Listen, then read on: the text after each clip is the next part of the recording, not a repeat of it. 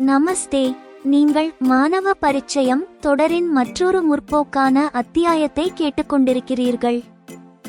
கடந்த அத்தியாயத்தில் நாசிர் தனது வாழ்க்கை வரலாற்றை தனது மனைவி சபாவிடம் கூறத் தொடங்கினார். அவரது எண்ணங்களை கேட்டு சபா முகிழ்ந்தார். இன்று நாசிர் தனது இருண்ட காலத்தையும் எதிர்காலத்திற்கான தனது மாபெரும் சங்கல்பத்தையும் வெளிப்படுத்துகிறார். ஃபிர்தௌஸின் திருமணம் தன்னை எப்படி பழிவாங்க தூண்டியது என்பதையும், சிறையிலிருந்து விடுதலையான பிறகு யோகேஷ் என்ற போலி பெயரில் அநியாயமாக ஒரு மாற்று மத பெண்ணை திருமணம் செய்யத்தான் போட்ட சதி திட்டத்தையும் நாசிர் ஒப்புக்கொள்கிறார். ஃபிர்தௌஸின் கருவிலுள்ள குழந்தையை கொல்லத்தான் செய்த விபரீத முயற்சியை பற்றியும் அவர் கூறுகிறார். நீதிபதி ஹரிச்சந்திராவின் நீதி, ஆனால் நாசிரின் குற்றத்தை புறக்கணித்து அவருக்கு ஜாமீன் வழங்கிய அந்த காஃபிர் நீதிபதி மற்றும் அவரிடம் இருந்த சஜ்ஜனத்துவம், நட்பண்பு நாசிரின் விவேகத்தை என்றென்றைக்குமாக விழித்தெழச் செய்தது. மதமாற்ற எண்ணம் துறப்பு. நாசிர் பழிவாங்கும் எண்ணத்தை கைவிட்டார். ஏனெனில் தனது சொந்த சமூகம் 300 ஆண்டுகால பழமையான வாழ்க்கை முறையிலிருந்து வெளியே வர தனது போன்ற ஒரு முற்போக்குவாதி தேவை என்பதை அவர் உணர்ந்தார். பிராயச்சித்தம் மற்றும் அரசியல் சங்கல்பம். நாசிரின் சங்கல்பம் இப்போது தனிப்பட்ட விஷயம் மட்டுமல்ல. அவர் இவ்வாறு பிரகடனம் செய்கிறார். அரசியல் இலக்கு, தீவிரவாதம் காரணமாக சமூகத்தில் அவநம்பிக்கையை எதிர்கொள்ளும் தேசியவாதிகளுக்கு பிரதிநிதித்துவம் வழங்க அவர் அரசியலில் ஈடுபடுவார். சபா மீதான பிராயச்சித்தம். சபாவை மிகுந்த மரியாதையுடன் கவனித்துக் கொள்வதோடு புர்காக்கள் மற்றும் கட்டுப்பாடுகளிலிருந்து அவரை விமுக்கியப்படுத்துவார், விடுவிப்பார். இதுவே அவர் ஃபிர்தௌஸிற்கு செய்த அநீதிக்கு செய்து கொள்ளும் பிராயச்சித்தம். இறுதி தத்துவ கேள்வி. சபாவின் படிப்பு ஆரம்பமானது. ஒரு நாள் திகம்பர துறவிகளால் ஏற்பட்ட போக்குவரத்து நெரிசலில் சிக்கியபோது சபா இப்படி கேட்டார்: நீங்கள் உங்கள் மதத்தில் உள்ள மூடநம்பிக்கைகளை எதிர்க்கிறீர்கள், ஆனால் மற்ற மதத்தினரிடமும் இப்படிப்பட்ட பழமையான எண்ணங்கள் உள்ளனவே, இதை பற்றி உங்கள் கருத்து என்ன? நாசிரின் பதில் அவரது தேசிய கண்ணோட்டத்திற்கு சான்று. நாம் நமது நேரத்தையும் விவேகத்தையும் நமது சொந்த சமூக பிரச்சனைகளுக்கு தீர்வு காண்பதில் செலவிட வேண்டும். மற்றவர்களின் பிரச்சனைகளில் கவனம் செலுத்துவது இப்போது வீண். பயணத்தின் முடிவு. 3 மாதங்களுக்கு பிறகு விவேகம் வெற்றி பெற்றது. ஃபத்வா காரணமாக நாசிடம் கடுமையாக நடந்து கொண்ட பழைய அக்கம் பக்கத்தினர் பிராயச்சித்தத்துடன் வருந்தி நாசிரை வெளியேற வேண்டாம் என்று கெஞ்சினார்கள்.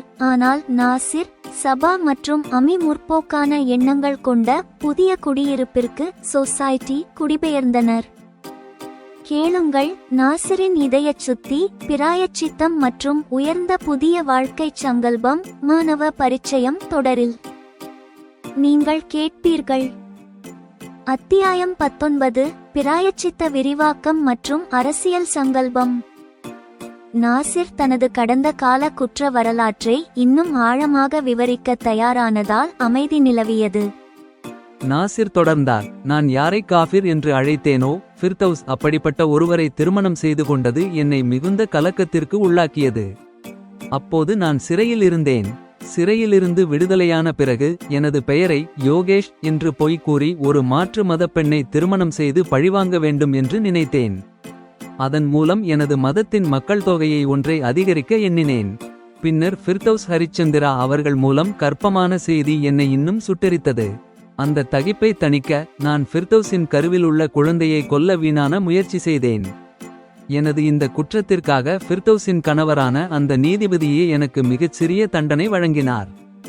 எனது மதத்தைச் சேர்ந்த வேறு யாராவது இருந்தால் எங்களது கலவரங்களுக்கு பயந்துதான் ஹரிச்சந்திரா இப்படி செய்தார் என்று நினைத்திருப்பார்கள். ஆனால் நான் அவரது நீதியை சரியான கண்ணோட்டத்தில் புரிந்து கொண்டேன்.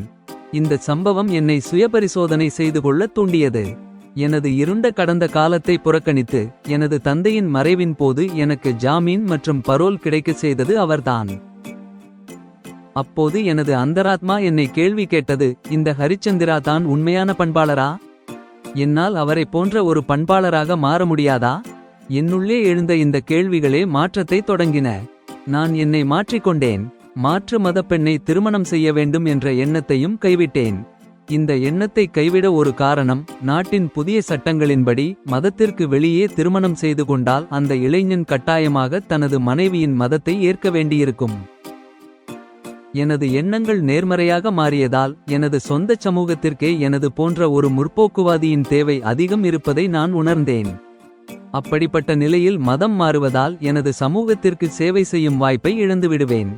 சமூகம் என்னை புறக்கணித்த ஃபத்வா எவரையும் மதம் மாறத் தூண்டலாம், ஆனால் பாதையிலுள்ள தடைகளுக்கு பயப்படும் சாதாரண மனிதன் நான் அல்ல. சபா அவ்வப்போது செய்த இம் இம் என்ற சத்தம் குறையத் தொடங்கியது. அவர் விரைவில் உறங்கிவிடுவார் என்று புரிந்தது. நாசிர் கதை சொல்லிக்கொண்டே தன்னை உறங்க வைக்க வேண்டும் என்று சபா விரும்பியதால் அவர் உறங்குவதை புரிந்து கொண்ட பின்னரும் நாசிர் தனது பேச்சை தொடர்ந்தார். எனது திட்டம் என்னவென்றால், எதிர்காலத்தில் அரசியலில் ஈடுபட்டு எனது சமூகத்திலுள்ள அந்த மக்களுக்கு பிரதிநிதித்துவம் வழங்குவது. எவர்கள் தாங்கள் தேசப்பற்று மிக்கவர்களாக இருந்தும் மற்றவர்களின் தீவிரவாதம் காரணமாக அவநம்பிக்கையை எதிர்கொண்டு வருந்துகிறார்களோ அவர்களுக்கு துணையாக நிற்பது. நான் அவர்களுக்கு ஒரு நல்ல தலைமையை தர விரும்புகிறேன். எனது சமூகத்தின் மீது பொதுச் சமூகத்தில் உள்ள இந்த அவநம்பிக்கையை போக்க விரும்புகிறேன். இந்த 21வது நூற்றாண்டில் நமது மக்கள் 300 ஆண்டுகால பழமையான வாழ்க்கை முறை மற்றும் சிந்தனை முறையிலிருந்து வெளியே வர வேண்டும் என்று நான் விரும்புகிறேன். அப்படி செய்வதன் மூலம் அவர்கள் மகிழ்ச்சியாக வாழ்வதோடு இந்த நாட்டின் இதர குடிமக்களின் முன்னேற்றத்திற்கு எந்த தடையுமின்றி இருக்க வேண்டும். எனது சிந்தனை முறை மாறியதால் கிடைத்த பலனே இப்போது நீ எனது மனைவியாக இருப்பது. ஒரு மாற்று குடும்பத்திலிருந்து வந்த மனைவி மீது கணவனாக எங்களது கடமை என்னவென்றால், அவர் பிறந்த வீட்டில் ஒரு மகளாக, சகோதரியாக எவ்வாறெல்லாம் தனது ஆசைகளை நிறைவேற்றிக் கொண்டாரோ இங்கும் அவ்வாறே நிறைவேற்றுவது. நான் ஃபிர்தௌஸ் விஷயத்தில் இந்த கடமையை செய்யவில்லை. எனது ஆண் அகங்காரத்தால் ஃபிர்தௌஸின் வாழ்க்கையை ஆபத்தில் தள்ளினேன். ஃபிர்தௌஸிற்கு இருக்கும் திறமையை பார்த்து நான் கணவனாக பெருமைப்பட்டிருக்க வேண்டிய இடத்தில் எனது கோழைத்தனமான மற்றும் முட்டாள்தனமான செயல்களால் அந்த பெருமையை இழந்தேன். இந்த பாடத்தை கற்பிக்க வாழ்க்கை என்னிடம் மிகப்பெரிய விலையையே வசூலித்தது. எனது ஊக்கம் இருந்திருந்தால் எனக்கல்ல, சமூகத்திற்கே ஒரு சொத்தாக மாறியிருக்க வேண்டிய ஃபிர்தௌஸ் மாற்று மதத்தவரை திருமணம் செய்ய வேண்டிய சூழல் ஏற்பட்டது. இந்த பாடத்தை கற்றுக்கொண்ட பிறகு இப்போது எனது ஒவ்வொரு முயற்சியும் உனது கௌரவத்தையும் மரியாதையையும் உயர்த்துவதே. மற்ற அனைத்து சமூகங்களும் நமக்கு முன்னரே முற்போக்கை ஏற்றன. அந்த சமூகங்கள் தங்கள் பெண்களுக்கு வாய்ப்புகளை வழங்கின. அதன் மூலம் அவர்கள் ஆண்களுக்கு நிகராக தங்களது அடையாளத்தை நிலைநாட்டினர். ஆனால் நமது சமூகத்தில் பெண்கள் இன்றும் புர்காக்கள் மற்றும் கட்டுப்பாடுகளுக்கு நடுவே வாழ வேண்டியிருக்கிறது. இந்த கட்டுப்பாடுகளிலிருந்து உன்னை விடுவித்து நீ வாழ்க்கையில் அசாத்தியமான சிகரங்களை எட்டுவதை நான் பார்க்க விரும்புகிறேன். உன்னை தலைமேல் வைத்து கொண்டாடி பார்க்க விரும்புகிறேன். ஃபிர்தௌஸிற்கு நான் செய்த அநீதிக்கு பிராயச்சித்தமாக நான் ஃபிர்தௌஸிற்கு வழங்கியிருக்க வேண்டிய அந்த முக்கியத்துவத்தை உனக்கு வழங்குவேன்.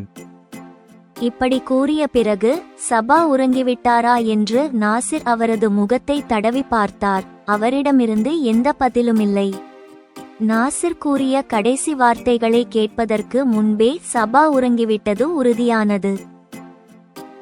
நாசிர் கூற வேண்டியது இன்னும் நிறைய உள்ளது. வார்த்தைகளால் கூறுவதை விடச் செயல்கள் மூலம் காட்டுவதே சரியானது என்று அவர் முடிவெடுத்தார். அப்படி சிந்தித்து நாசிர் சபாவின் அருகிலிருந்து மெதுவாக எழுந்து குளியலறைக்குச் சென்று திரும்பி வந்து தானும் உறங்கினார். மறுநாள் முதல் குடும்ப உறுப்பினர்கள் அனைவரும் சபாவை நெற்றியில் சேர்ப்பது, புதிய குடியிருப்பில் வீடு வாங்குவது மற்றும் உட்புற அலங்கார அன்டீரியர் பணிகளில் மும்முரமாகிவிட்டனர். ஒருநாள் கடைவீதியிலிருந்து திரும்பி வரும்போது சபா நாசிருடன் காரில் இருந்தார். வழியில் போக்குவரத்து நெரிசல் ஏற்பட்டது. நாசிர் விசாரித்தபோது திகம்பர துறவிகள் குழு மற்றும் அவர்களது பக்தர்கள் அவ்வழியாகச் செல்வது தெரிந்தது. அந்த கூட்டத்தால் போக்குவரத்து ஸ்தம்பித்தது. நாசிர் கஷ்டப்பட்டு காரை திருப்பி வேறு ஒரு நீண்ட பாதையில் வீட்டிற்கு சென்றார். வழியில் சபா இப்படி கேட்டார்: ஜி, நீங்கள் உங்கள் மதத்தில் உள்ள குறுகிய எண்ணங்களையும் மூடநம்பிக்கைகளையும் எதிர்க்கிறீர்கள். ஆனால் பாருங்கள், மற்ற மதத்தினரிடமும் இப்படிப்பட்ட பழமையான சிந்தனைகளும் மூடநம்பிக்கைகளும் உள்ளனவே. இதை பற்றி உங்கள் கருத்து என்ன? அப்போது நாசிர் இப்படி கூறினார்: சபா, மற்ற சமூகத்தினரை குறிக்க காஃபிர் என்ற சொல்லை பயன்படுத்துவது எனக்கு இப்போது பிடிப்பதில்லை. அவர்களது மூடநம்பிக்கைகளை பொறுத்தவரை அது அவர்களது பிரச்சனை என்று நான் நம்புகிறேன். அவர்களது பிரச்சனைகளுக்கு தீர்வு காண்பதை அவர்களிடமே விட்டுவிட வேண்டும். நாம் நமது நேரத்தையும் விவேகத்தையும் நமது சொந்த சமூக பிரச்சனைகளுக்கு தீர்வு காண்பதில் செலவிட வேண்டும். நாசிர் சாதாரணமாக கூறிய போதிலும் தனது சொந்த மதத்திலுள்ள மூடநம்பிக்கைகள் மீது நாசிர் கொண்டுள்ள உறுதியான எதிர்ப்பை சபா கவனித்தார். தனது எதிர்கால வாழ்க்கையில் எந்த மாதிரியான பேச்சுகளை தவிர்க்க வேண்டும் என்பதை அவர் புரிந்து கொண்டார். 3 மாதங்கள் கடந்தன. தனது தந்தை மற்றும் முன்னோர்களின் நினைவாக இருந்த பொருட்களை நாசிர் புதிய குடியிருப்பிற்கு மாற்றத் தொடங்கினார். இந்த மாற்றத்தை கவனித்த அக்கம் பக்கத்தினர் நாசிர் குடும்பம் வெளியேறுவதைக் கண்டு வருந்தினர். ஃபத்வா காரணமாக அந்த குடும்பத்தின் மீது தாங்கள் காட்டிய அலட்சியத்திற்கு அவர்கள் வருத்தப்படத் தொடங்கினர். அப்போது அவர்களில் சிலர் நாசிரை வெளியேற வேண்டாம் என்று வேண்டினர். ஆனால் காலம் கடந்துவிட்டது. நாசிர் அவர்களை மன்னிக்குமாறு கூறினார். அக்கம் பக்கத்தினரும் நாசிரிடம் மன்னிப்பு கேட்டனர். இவ்வாறாக நாசிர் குடும்பம் புதிய குடியிருப்பிற்கு குடிபெயர்ந்தது. இப்போது மாணவ பரிச்சயம் அத்தியாயம் குறித்த ஜெமினி இன் விமேசனம் மற்றும் மதிப்பாய்வை கேளுங்கள். துணைத் தலைப்பு பிராயச்சித்த விரிவாக்கம் மற்றும் அரசியல் சங்கல்பம். இந்த அத்தியாயம் நாசிரின் சுய சீர்திருத்த பயணத்திற்கு ஒரு நைட்டிக முடிவை மற்றும் சமூக இலக்கை வழங்குகிறது. ஃபிர்தௌஸ் மீதான நாசிரின் குற்ற ஒப்புதல் மற்றும் சபாவை சாதிக்க வைக்க அவர் எடுக்கும் சங்கல்பம் அவரது ஆளுமையின் நைட்டிக உயரத்தை தெரிவிக்கிறது. இந்த அத்தியாயம் நாசிரின் முற்போக்கு எண்ணங்களை அவரது அரசியல் இலட்சியத்துடன் இணைக்கிறது.